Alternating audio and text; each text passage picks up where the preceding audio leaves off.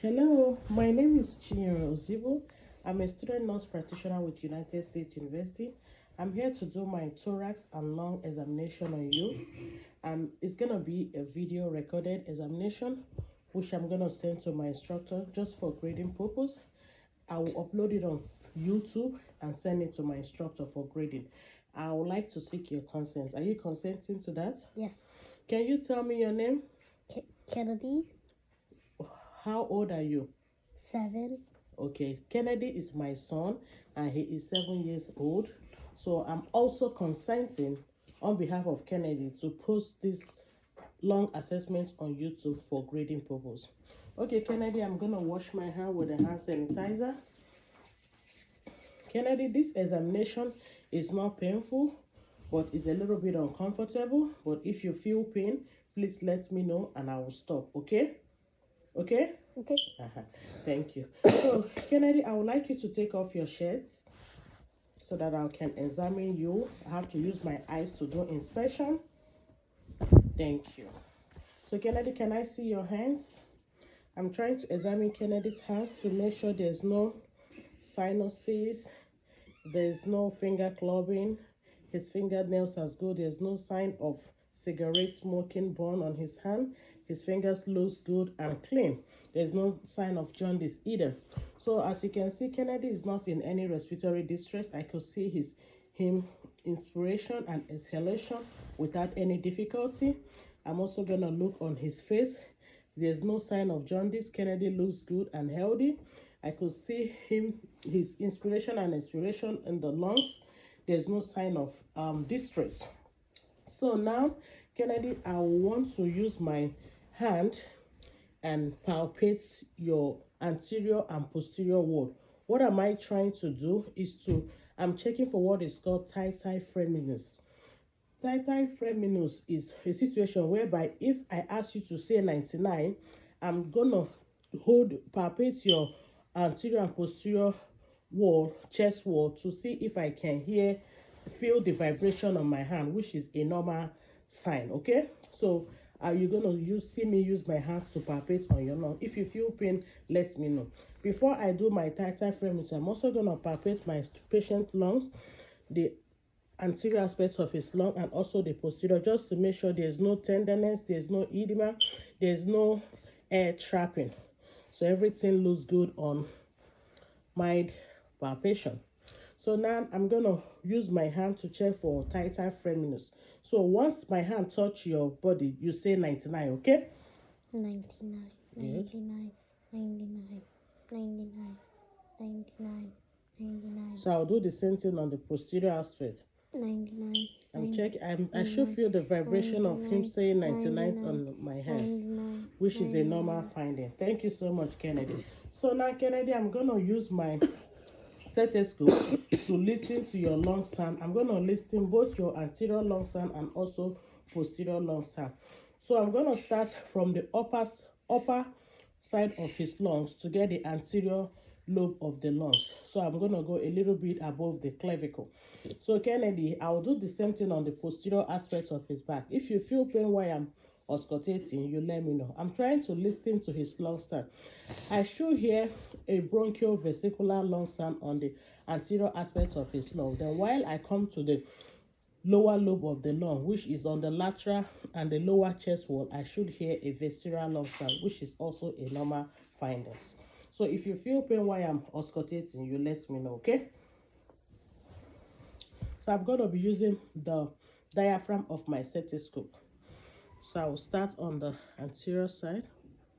Once my stethoscope touch you, you take a deep breath and you breathe out. Good. Good. Good. So I'm doing it on the bilateral aspect just to compare the both. Take a deep breath. Out. Deep breath. Out. Deep breath.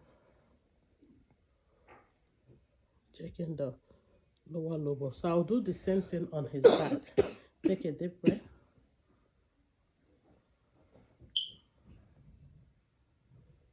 I'm going to try to avoid the scapular area and also his spine. Take a deep breath. Can you raise your hand up so that I can get the lateral aspect of your lungs, okay?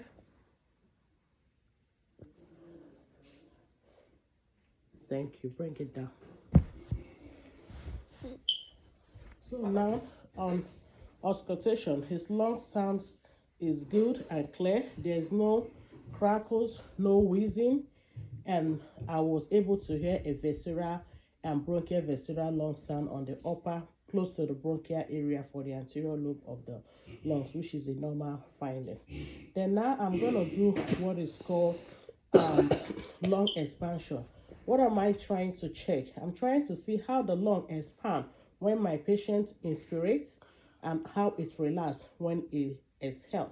So Kennedy, I'm gonna be using my hand to go on you. I will do it on the posterior aspect of his lungs back. So I'm gonna be using my big thumb, fold a little bit of his skin and put my hand in his lower back and have my patient exhale. Then you're gonna see how the lung rises on inspiration. He's gonna lift my hand while he's inspirating. My hand is gonna move up in synchrony with how his lung is expanded on inhalation, and my hand is gonna come back when he exhales out, which is a normal finding. So the lung is supposed to go up and during inhalation and also relax while exhalation. So now I'm gonna use my finger to fold a little bit of his skin on his the posterior aspect of his back and have my patient inhale. So Kennedy, I will tell you what to do. So when I put my back, I will let you know when you are to breathe in and also when you are to breathe out. So you're gonna see my hand move up. My hand is gonna move up just like to show you that the lung is going up on inspiration and it's gonna relax again. You will see how the lung expand on inspiration. So Kennedy, I want you to turn a little bit this way so that my instructor can see what I'm doing. Move your leg this way. So I'll use my hand and fold.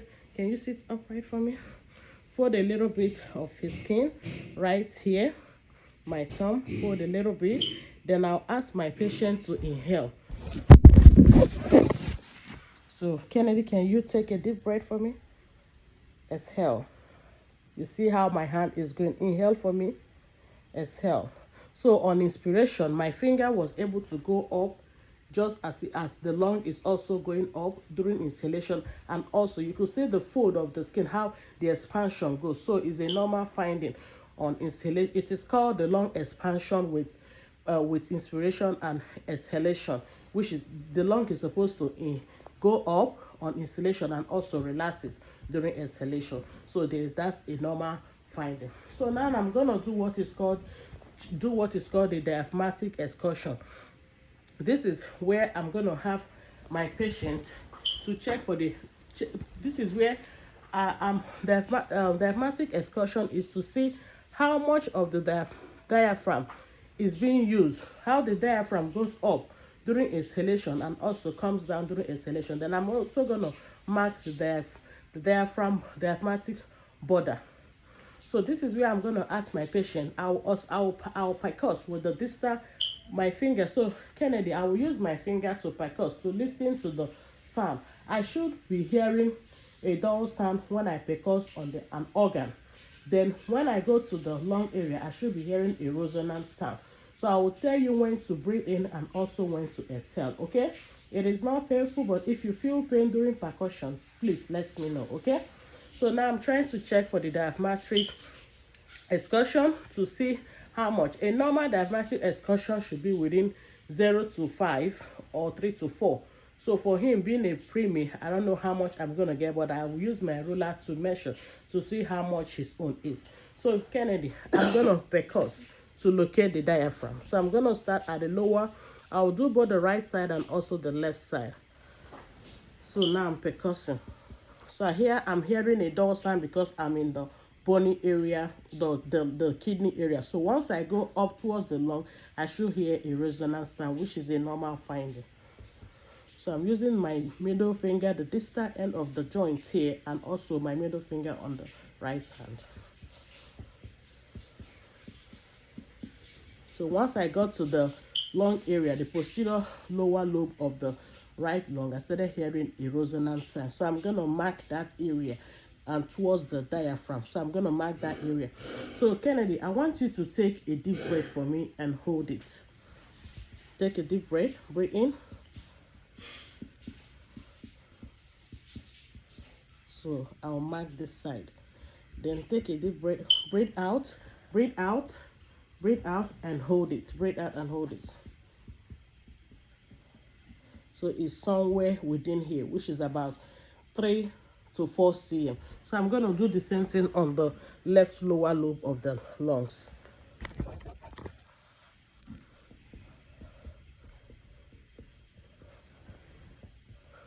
So it's somewhere here as well. So I'm going to start. And I'm not going to auscultate on the rib because I'll hear a dull sound. So I'll make sure I go within the intercostal muscles to hear the resonant sound. Then once I get to the diaphragm, I should hear a dull sound. So I'm going to mark the diaphragmatic excursion number. So take exhale, breathe out, and hold it. So I'm hearing a resonant sound, which is the lungs. That's a normal finding.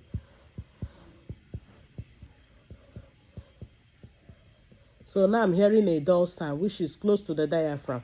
So I'm going to go all the way down, which is somewhere here. So it's about 3 to 4 centimeters, which is a normal finding. Thank you so much, Kennedy. So now I'm going to be doing, we've checked some bronchoscopy examination, lung examination, just to rule out consolidation. This is where I'm going to use my stethoscope and ask my patient. I'm going to do the egophonic sound. If my patient has consolidation, when I ask him to say E, with the stethoscope, I should hear E. But if he has consolidation, when I ask him to say E, I should be hearing an A sound, because noise travel more on air than when there's consolidation fluid. So now I will use my stethoscope and ask my patient to say the word E. On a normal circumstances, without consolidation, I should hear that letter E. But if he has consolidation in his lung, I'm going to be hearing an A sound. So once my stethoscope touch you, I want you to say the number E, okay? Okay?